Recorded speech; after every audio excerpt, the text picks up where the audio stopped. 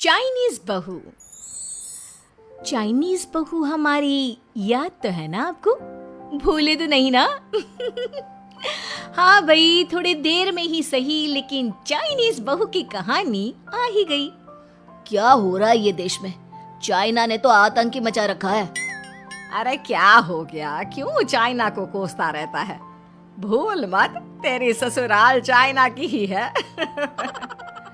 हाँ माँ, पर ये देखना, लड़ाई झगड़े, ये बीमारी, ऊपर से ये देश कितना चालाक है। अंदर न जाने क्या क्या करता रहता है। तभी अंदर से बहू की चिल्लाने की आवाज आती है। अरे क्या हो गया बहू, क्यों चिल्ला रही है? माँ जी, ये देखिए, ये रूस ने यूक्रेन की हालत क्या कर दी है। ऊपर से चाइना में 2 बड़ा लॉकडाउन लग गया है। माँ जी, अब क्या किया जाए? अरे तो तुम लोगों को क्या परेशानी हो रही है, मैं तो यही नहीं समझ पा रही हूँ। वो क्या है ना माँ, हम लोग चाइना जाने की सोच रहे थे। सांगसू के भाई की शादी है। तो क्या? अरे कौन सा उन लोगों के यहाँ भाई घोड़ी चढ़ता है जो बहन काजल लगाकर नेक लगी? माँ जी, उसकी आंखें बहुत छोटी छोटी है, उसमें या तो पुतली रह सकती है या काजल। साले की पुतली निकाल कर काजल लगा दो, अंधा कहीं का। क्या क्या बोले तुम मेरे भाई के बारे में? अरे नहीं नहीं बहू, वो तो बोल रहा था कि तुझे नेग मिल जाएगा। है, बहन है ना तो उसकी। नहीं नहीं माँ जी, मैं सब समझती। ये मेरे भाई का मजाक बनाते रहती। कितना सीधा है मेरा भाई, बिल्कुल छिपकली जैसा। नहीं नहीं बहू, सीधा गाय जैसा होता है।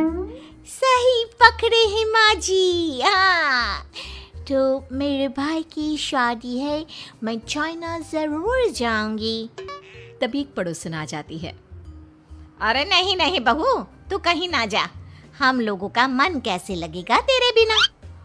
ले बहू, तेरे भाई के लिए ये शॉल रख ले, हमारी तरफ से गिफ्ट कर देना। अरे सब कितने अच्छे हैं।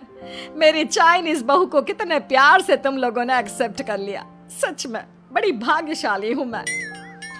कैसी बात कर रही है? ये तो हम लोगों के देश की खूबसूरती है कि हर किसी को दिल से अपना लेते हैं, बस वो भी दिल से हमें अपना समझे। कैसी बात कर रही है आंटी जी? मेरे लिए आप सब सासू माँ जैसी ही हैं। मुझे भारत बहुत अच्छा लगता है, ये सबसे अच्छा देश है। मेरा भारत महान। वैसे भी लड़के की शादी जहाँ होती है वो तो वहीं की हो जाती है ना। जीती रे बहू, सही बोल रही है। औरत तो होती ही पानी की तरह है, जो जहाँ जैसे रखे वैसे ही शेप ले लेती है। आंटी जी, ये थोड़ा सा ज्यादा हो गया, समझ नहीं आया। नो प्रॉब्लम, मैं चाय बना कर लाती हूँ। फिर क्या, वो दिन भी आ जाता है जब बेटे बहू को चाइना जाना पड़ता है। वहाँ जाकर बहू का भाई कहता है, मेरे बहन आ गए, मेरे बहन आ गए। मैंने सबको बोला कि सब हिंदी में बात करेंगे, नहीं तो बहन नाराज हो जाएगी। थैंक्स बॉय, हिंदी मेरी भाषा है। आप मुझे उसमें बात करना अच्छा लगता है। आपने जीजा जी से मिलो। ओ बहन, तुम अंदर चलो। सभी बहू को अंदर लेकर चले जाते हैं, लेकिन सांगसू का पति, वो तो बेचारा चाइना के ससुराल के आंगन में अकेला खड़ा रहता है। काफी देर तक जब कोई उसे नहीं पूछता तो वो माँ को घर पर फोन करता है। हाँ बेटा, पहुँच गए ना कुशल मंगल? हाँ माँ, लेकिन सांगसू पता नहीं कहाँ है। वो तो अंदर गई है, तब से बाहर आई ही नहीं। अरे कैसे बात कर रहा है? तो तू अंदर चला जा, तू बाहर क्यों है? अरे दामाद है तू वहाँ का, उन लोगों ने तुझे बिठाया, चाय पानी कुछ नहीं पूछा? नहीं ना माँ। तभी सामने से सांगसू आती है। क्यों आप अभी तक तैयार नहीं हुए? और ये बैग लेकर क्यों कमरे से बाहर आए? इसे वहीं रख देते। कमरा? कौन सा कमरा? अरे कैसी बात कर रही हो? जब से तुम अंदर गई हो मैं बाहर ही तो खड़ा हूँ। बहू को बहुत हैरानी होती है और गुस्सा भी आता है। तभी उसका भाई और माँ आ जाते हैं। और सांगसू, अंदर खाना। बाबा आप रुक जाइए, मौसम बहुत ज्यादा खराब है। मुझे तो समझ नहीं आ रहा, ये दिन पर दिन मौसम खराब होता जा रहा है। अगर ऐसे ही चलता रहा तो मजदूरी नहीं कर पाऊंगा और घर में खाने को एक दाना तक नहीं आ पाएगा। तभी बहुत तेज आंधी तूफान चलता है। अरे देखो जरा देखो, कितनी तेज तूफान चल रहा है। अरे महेश बेटा, तू झोपड़ी के ऊपर तिरपाल तो लगा कर आया था ना? हाँ बाबा, लगा दी थी तिरपाल। और उसके ऊपर तूने ईंटें रखी थी या नहीं? बाबा ईंट रखना तो मैं भूल गया। महेश के इतना कहते ही झोपड़ी के अंदर बारिश की वजह से पानी टपकना शुरू हो जाता है। हे भगवान महेश, तूने ये क्या किया? तुझे मैंने कहा था बारिश और तूफान तेज है, तुझे ईंटें रख देनी चाहिए थी। मुझे लग रहा है कि तिरपाल उड़ गई। चल चल मेरे साथ चल, अब तुझे मेरे साथ भीगते हुए मेहनत करनी होगी, नहीं तो पूरे घर में पानी ही पानी भर जाएगा। देवेश इतना बोल ही रहा था कि घर के अंदर वाकई छत से पानी टपकने लगा। हाँ पिताजी, आप सही कह रहे हो, चलो चलते हैं जल्दी से। दोनों बाप बेटा बारिश में बाहर निकलते हैं और झोपड़ी की छत पर तिरपाल को सही से लगाना शुरू कर देते हैं। अरे बेटा, ईंट को अच्छे से रखना, कहीं ईंट गिर न जाए। ठीक है पिताजी, सही सही रखूंगा। महेश इतना कहकर अच्छे से ईंट से तिरपाल को दबाने लगता है, जिससे छत ढक जाती है और झोपड़ी में पानी टपकना बंद हो जाता है। लेकिन इसी के चलते हुए बेचारे दोनों के दोनों बहुत बुरी तरह भीग जाते हैं। अरे चलो बेटा, बहुत ठंड हो रही है, बाहर घर में चलते हैं। चलो, बरसात में मौसम बिल्कुल ठंडा हो गया है। हाँ पिताजी, आपने बिल्कुल सही कहा, चलिए। जब दोनों बाप बेटा घर के अंदर आ जाते हैं तो मेघा उन्हें सूखा कपड़ा देती है और अपना शरीर पोंछने के लिए कहती है। आप लोग अपना शरीर पोंछ लो और सूखे कपड़े पहन लो, नहीं तो ठंड लग सकती है। मेघा के दिए हुए कपड़े दोनों पहन लेते हैं। तभी बीमार शकुंतला बिस्तर पर पड़ी हुई मेघा से कहती है, अरे बेटी, तूने खाने के लिए कुछ बनाया नहीं? माँ, मैं बारिश के रुकने का इंतजार कर रही हूँ। घर के अंदर खाना कैसे बनाऊंगी? सारे में धुआं ही धुआं हो जाएगा। मेरी दवाई का समय हो गया है और मुझे भूख भी लग रही है। ठीक है माँ, मैं कुछ करती हूँ। मेघा अपने सिर पर एक सफेद कट्टा रखकर बारिश से बचते हुए बाहर से कुछ ईंटें लाकर घर के अंदर ही छोटा सा चूल्हा बना लेती है और उसी पर खाना बनाना शुरू करती है। अरे बेटी, पूरे घर में धुआं ही धुआं हो गया है। पिताजी, खाना बनाना भी तो बहुत जरूरी था। मेघा जैसे तैसे करके जल्दी जल्दी खाना बना लेती है। वो खाने में नमक मिर्च वाले चावल ही बना पाती है। माँ उठो, ये लोग खाना खा लो। शकुंतला मेघा के हाथों से खाना खाती है। शकुंतला के पूरे शरीर को पैरालाइज हुआ था, जिसके कारण ना तो वो हिल सकती थी और ना ही वो उठ सकती थी। मेरी प्यारी बेटी, इतनी कम उम्र में तेरे ऊपर कितनी जिम्मेदारी आ गई। हम गरीबों का कुछ नहीं हो सकता है। इस गरीब झोपड़ी के अंदर हम कैसे कैसे दिन देखते हैं। कोई बात नहीं माँ, बच्चे समय के अनुसार बड़े होते हैं, लेकिन मैं समय से पहले बड़ी हो गई हूँ। आपको तो खुश होना चाहिए। मैं तो इस कदर लाचार हो गई हूँ कि तेरे सर पर हाथ रखकर तुझे आशीर्वाद भी नहीं दे सकती बेटा। शकुंतला की आंखों से आंसू निकल रहे थे। मेघा उसके आंसू पोंछकर अपनी मां को हौसला देती है, जिसके बाद वो अपने भाई और पिता के साथ बैठकर खाना खाती है। बारिश होती ही रहती है, लेकिन बारिश रुकने का नाम ही नहीं लेती। खाना खाकर वो सभी सो जाते हैं। आधी रात के समय जिस तरफ शकुंतला का बिस्तर होता है, वहां पर पानी टपकना शुरू हो जाता है। अरे ये क्या, पानी टपक रहा है। मेघा, मेघा, लगता है सो गई। अब मैं क्या करूं? ये पानी तो धीरे धीरे टपकता ही जा रहा है। शकुंतला रात भर अपने ऊपर टपकते हुए पानी को ऐसे ही झेलती रहती है, जिसकी वजह से सुबह तक उसके पूरे शरीर में बुखार फैल जाता है। अरे अरे ये क्या माँ, आपको तो बहुत ही बुखार हो गया है। रात भर ये झोपड़ी की छत टपकती ही रही। मैंने तुम्हें उठाने की कोशिश की, लेकिन तुम्हारे तक आवाज नहीं गई। ये सुनकर मेघा को बहुत अफसोस होता है। वो सूखे कपड़ों पर अपनी माँ को सहारा लगाकर लिटा देती है और उनके कपड़े भी बदल देती है। लेकिन तभी अचानक से गांव में बाढ़ आ जाती है। अरे अरे ये क्या हो, यहाँ तो पानी भर रहा है। अरे लगता है गांव में बाढ़ आ गई है।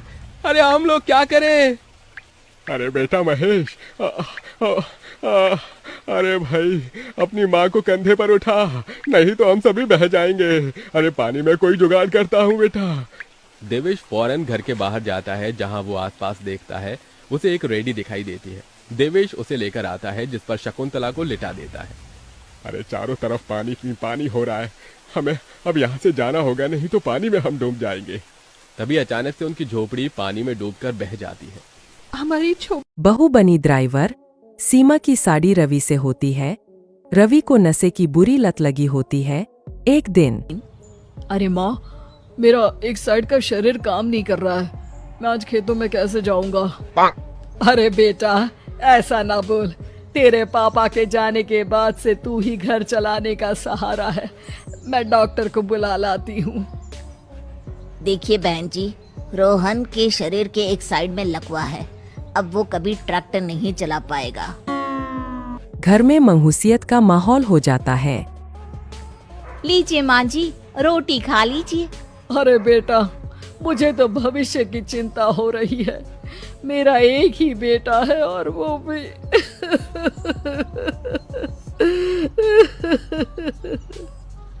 माँ जी, आप चिंता न करें, जब तक ये बीमार है मैं खेत जाकर काम कर लिया करूंगी। वैसे भी नशे के कारण इनका शरीर काफी कमजोर हो गया है। अगले दिन सीमा खेत में जाकर काम कर शाम को घर लौटती है। ये ले बेटा, पानी पी ले। कैसा रहा काम का पहला दिन? माँ जी, काम तो ठीक है, लेकिन मैं अगर ट्रैक्टर चलाना सीख लूँ ना तो काम और भी आसान हो जाएगा। अरे बेटा, दुनिया क्या कहेगी कि औरत होकर ट्रैक्टर चला रही है? माँ जी, या तो हम दुनिया देख ले या अपना घर, कोई बात नहीं, जब ये ठीक हो जाएंगे तो सब ठीक हो जाएगा। अरे बहू, जरा बाहर तो आना। जी माँ जी। बहू, तेरे मामा जी आए हैं, तूने बुलाया था ना? हाँ माँ जी, वो मामा जी ना आज से मुझे ट्रैक्टर चलाना सिखा।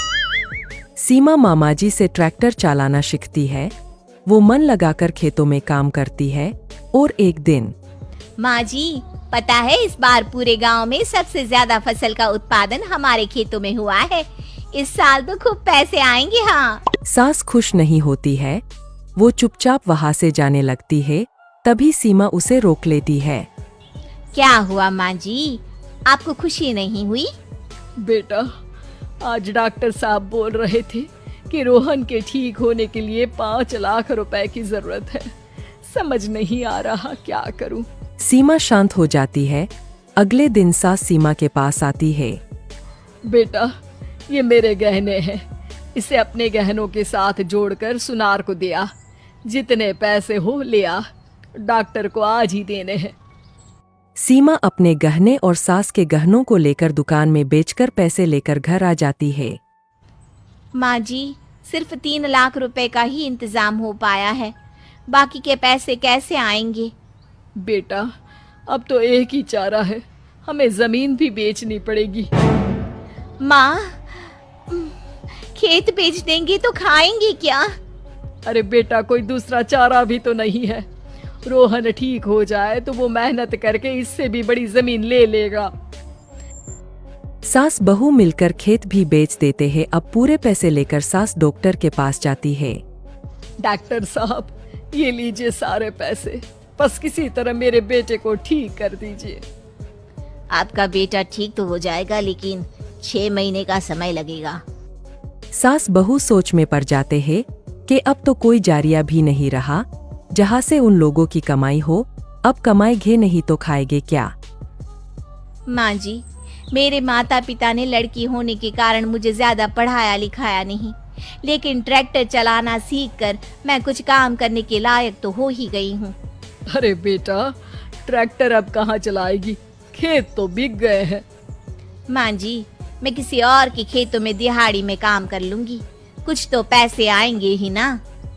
कहकर सीमा काम करना स्टार्ट कर देती है। जैसे तैसे उन पैसों से गुजारा चल ही रहा था। माँ जी, पास के अस्पताल से मुझे नौकरी के लिए ऑफर आया है। पैसे भी ये 4 गुना ज्यादा मिलेंगे और अब खाने पीने दवाई के साथ हम कुछ पैसे भविष्य के लिए भी जोड़ पाएंगे। लेकिन काम क्या है बहू? माँ जी, मुझे अस्पताल की एम्बुलेंस चलानी है। अरे, तू तो मेरी बहू नहीं, बेटा है बेटा। जरूर जा बेटा। और हाँ, तूने पूरे गांव में एक मिसाल कायम कर दिया कि हर काम हर कोई कर सकता है। उनके लिए लड़की या लड़का होने की कोई जरूरत नहीं। सीमा मन लगाकर काम करना शुरू कर देती है। आगे जाकर वो देखो, तुम्हें जो चाहिए सब मिलेगा। खूब खाओ पियो, मजे की जिंदगी जियो, लेकिन बस मुझे एक बच्चा पैदा करके दे दो। कुछ दिनों के बाद, मम्मी, बच्चे के लिए आपने मेरी शादी चमेली के साथ करवा तो दी, लेकिन दिन और रात का चैन मिट गया है। सारा दिन शीतल और चमेली की बहस चलती रहती है। अब शीतल को इस घर में रखने से क्या होगा? मैं तो कहती हूँ उसे घर से निकाल दो, है भी किस काम की। मैं ऐसा नहीं कर सकता माँ, वो मेरी पत्नी है, उससे बहुत प्यार करता हूँ मैं। तुम्हारी पत्नी चमेली है, चमेली, उससे प्यार करो। अरे तुम्हारे बच्चे को जन्म देने वाली है वो। अभिमन्यु, मैं खुद ही इस घर से चली जाती हूँ। वैसे भी अपने ही घर में नौकरों की तरह रहकर परेशान हो चुकी हूँ। घर की नौकरानी मेरे ऊपर हुक्म चलाती है, वो तुम्हारी पत्नी बन चुकी है। अब मेरा इस घर में क्या काम? अभिमन्यु के बार बार रोकने पर भी शीतल उस घर से चली जाती है। कुछ दिनों के बाद चमेली एक बच्चे को जन्म देती है। भगवान ने मेरी सुन ली, मेरे बेटे का घर भर गया, उसका अपना बच्चा इस दुनिया में आ गया। मम्मी जी, बच्चे को हाथ लगाने से पहले मेरी एक शर्त तो सुन लो। तुम कहना क्या चाहती हो चमेली? आपकी मम्मी को बहुत शौक था ना अपने पोते को खिलाने का। अब देखो, इस दुनिया में हर चीज की कोई ना कोई कीमत तो होती है। तुम अपनी आधी प्रॉपर्टी मेरे नाम कर दो, बच्चा तुम्हारे नाम। अरे लेकिन मैंने अपने बेटे से तुम्हारी शादी करवाई है, अब ये सौदेबाजी कहाँ से आ गई? जो औरत अपनी बहू को घर से निकाल कर एक नौकरानी के साथ अपने बेटे की शादी करवा दे, वो तो सौदेबाजी कर ही सकती है ना। उसका कैसे भरोसा कर सकते हैं? मुझे बस आप लोगों की प्रॉपर्टी चाहिए, उसके बाद ही बच्चे को आप हाथ लगा सकते हैं। मैंने कहा था ना मम्मी, आप गलत कर रही हैं। देखिए, उसका नतीजा आपके सामने है। जब शीतल को पता चलता है कि अभिमन्यु और चमेली का बच्चा दुनिया में आ गया है, तो वो अपने घर पहुंचती है। अभिमन्यु, कहाँ है आपका बच्चा? क्या मैं उसे देख सकती हूँ? कुछ भी मत पूछो शीतल, माँ की हुई एक गलती हम लोगों पर भारी पड़ रही है। वो नौकरानी अपनी औकात पर आ गई है और अब हमसे अपनी आधी प्रॉपर्टी मांग रही है, वो भी बच्चे के बदले में। एक बात कहूँ अभिमन्यु, आप उससे कुछ भी देने से मना कर दो। अरे कैसी बात कर रही हो? मेरे बेटे की औलाद है उसके पास, ऐसे कैसे मना कर दे? मम्मी जी, वो अभिमन्यु का बच्चा नहीं है, वो चमेली और उसके बॉयफ्रेंड का बच्चा है। ये तुम क्या कह रही हो शीतल? ये देखिए वीडियो, चमेली और उसका बॉयफ्रेंड आपस में बातें कर रहे हैं कि उन दोनों ने मिलकर आपको बेवकूफ़ बनाया है और अब इस बच्चे के बदले आपसे प्रॉपर्टी भी हड़प लेंगे। हे भगवान, ये मुझसे क्या हो गया? ना तो बच्चा मिला और अपने बेटे की नौकरानी के साथ शादी करवा दी सो अलग। अब क्या होगा? मुझे माफ कर दो शीतल, मेरी वजह से तुम्हें बहुत तकलीफ हुई है।